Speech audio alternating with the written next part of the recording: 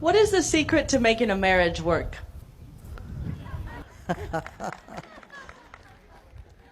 I think you're asking a wrong person.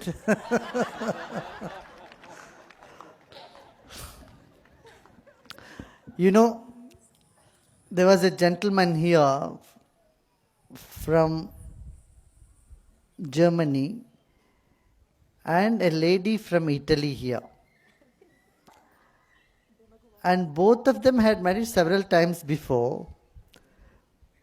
They both came here, said, Guruji, we want your blessing. This marriage at least should work.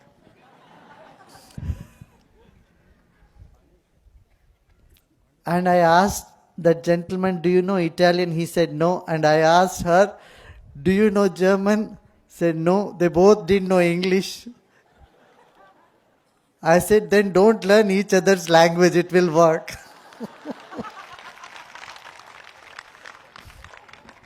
There is a proverb in Canada, it says, Matinim nagenudiyu, Matinim hege holiyu, Matinim sarva sampadavu lokake mate manikya sarvagyata. That means, it's only by words conflicts begin. And it only through words people have fun. And through words only people gain wealth also. So words should be used sparingly.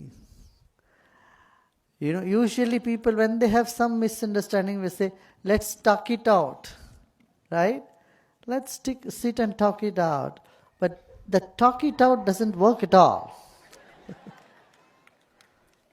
So we should never talk it out. Then what do you do? Just move on, that's it. Don't sit and discuss the past. Don't ask any explanation about the past. You know, when a mistake happens, and that's it, we forget, we should move on. Just imagine yourself in a position. Suppose you do a mistake and someone keeps asking an explanation about your mistake. It is such a burden to explain somebody or to justify oneself. Right? Never make other person feel guilty. This is very important. Anyone whom you make feel guilty, they cease to be your friend somewhere deep inside. That friendship tie, bond gets loosened. So there is a skill in making a person aware of his mistake without making him feel guilty. But normal tendency in human beings is to make someone feel guilty and feel happy about it. Do you see what I'm saying? This is a normal tendency. We have to rise above this normal tendency and not make someone feel guilty. Then your relationship is long-standing. Yeah? Thank you. There is one secret for women and one secret for men, I can tell you. Maybe this will work, you can think about it. A lady should never step on the ego of a man, of her man.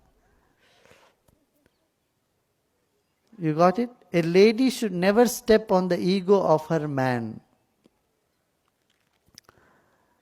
The whole world may say to a gentleman, he has no brains, but the wife should never say.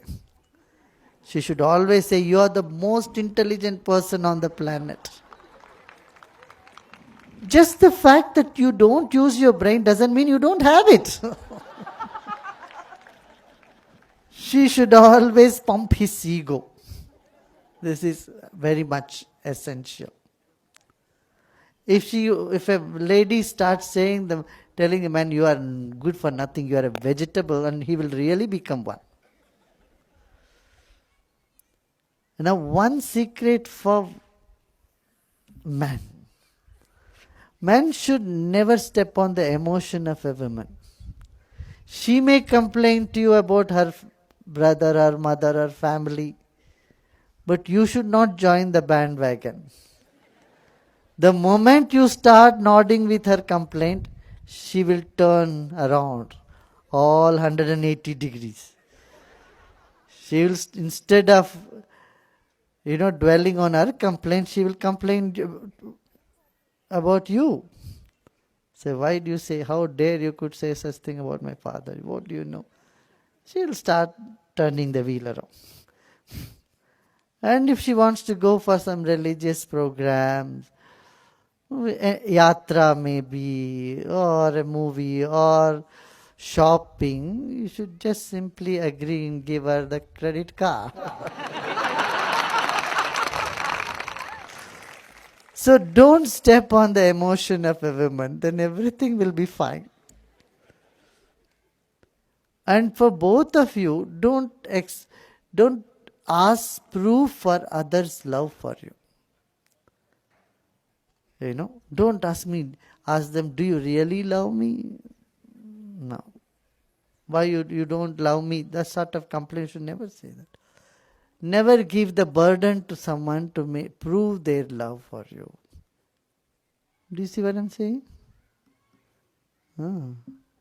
If you find their love for you is less, you should say, why do you love me so much? Instead of asking, you don't love me, blah, blah, blah. Yeah. See if this works.